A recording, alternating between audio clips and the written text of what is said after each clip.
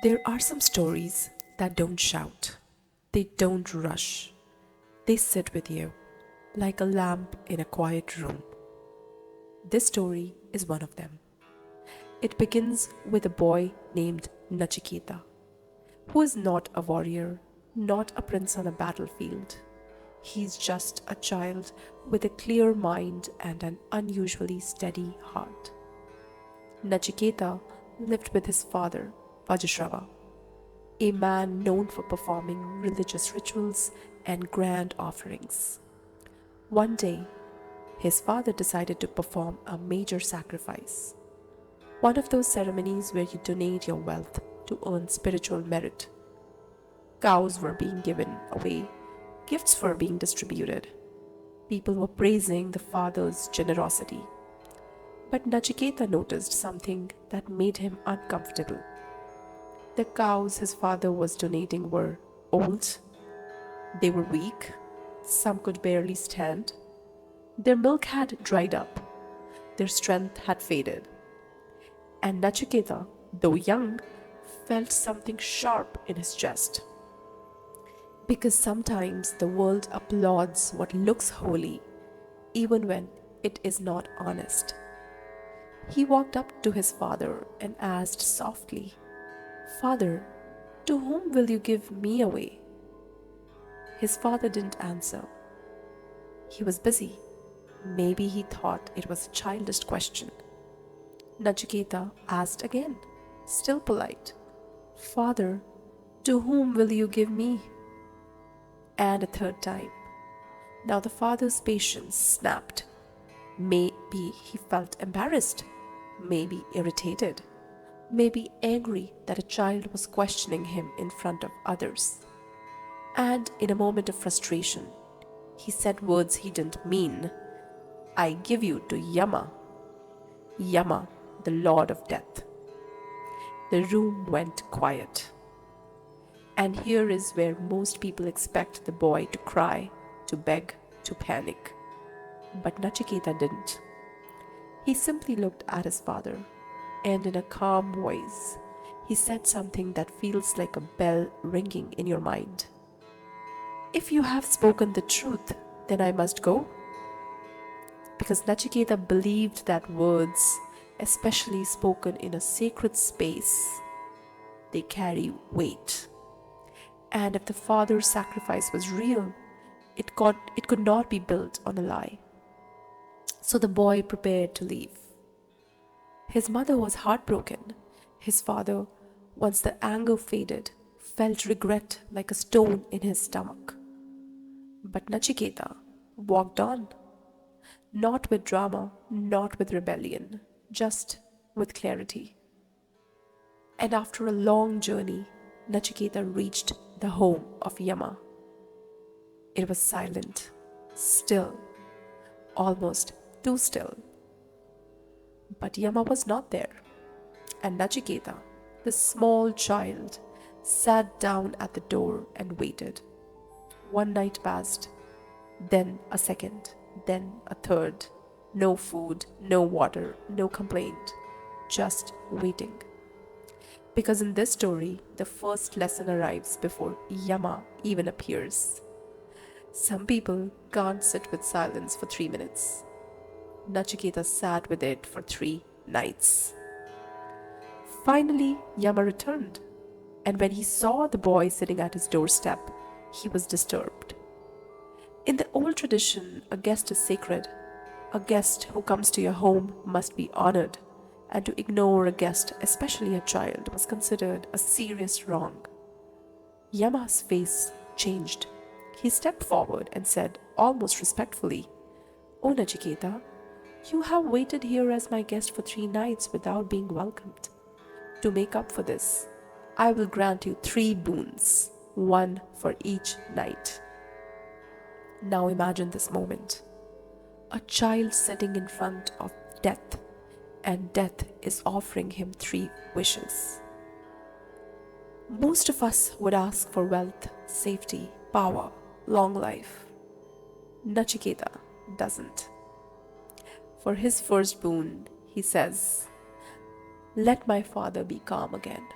let his anger and fear leave him. And when I return, let him welcome me with love. No revenge, no bitterness, just a simple wish for healing. Yama grants it. For the second boon, Nachiketa asks something unusual again. He says, "Teach me about the sacred fire, the kind of knowledge that helps a person live with purpose and rise beyond fear." Yama is pleased. He teaches him, and then comes the third boon. This is where the story becomes unforgettable. Nachiketa looks at Yama and asks, "What happens after death?" He says, "Some say the soul exists, some say it ends, some say it dissolves. I want the truth from you." Now, even Yama pauses because this question is not like the others. This isn't about rituals. This is about the deepest fear that humans carry quietly in their chest. Yama tries to avoid answering. He says gently, "Ask for something else, Nachiketa. Ask for long life. Ask for a kingdom. Ask for children and grandchildren. Ask for gold. Ask for horses. Ask for anything."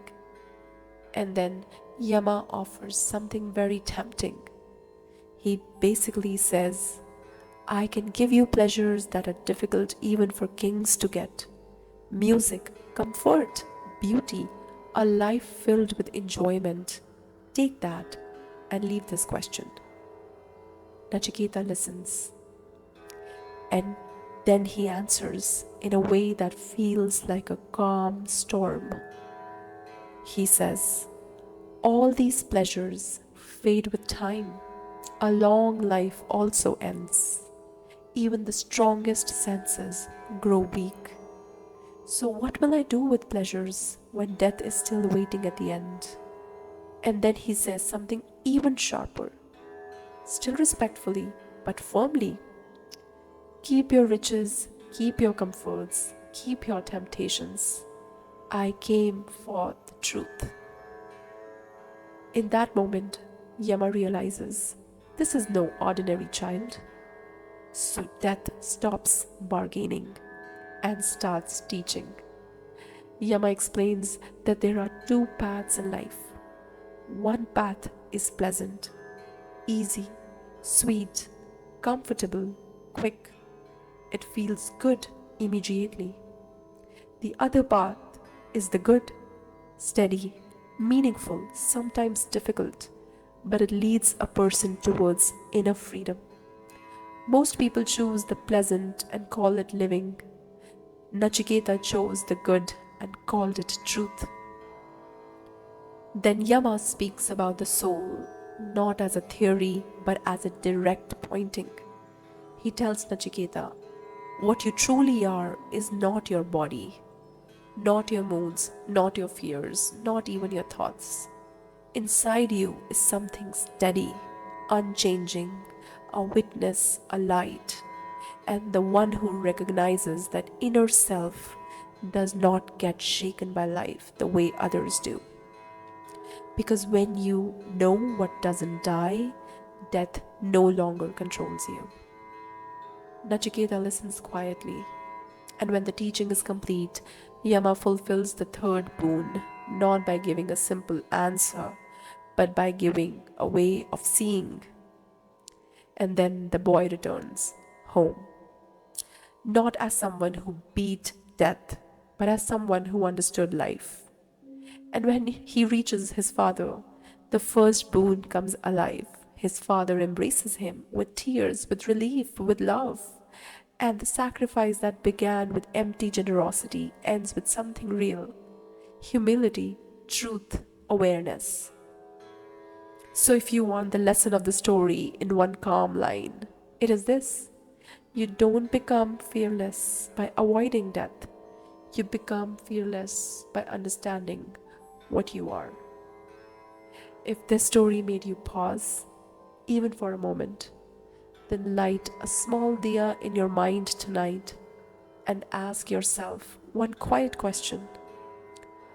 What do I chase because it's pleasant, and what do I choose because it's good?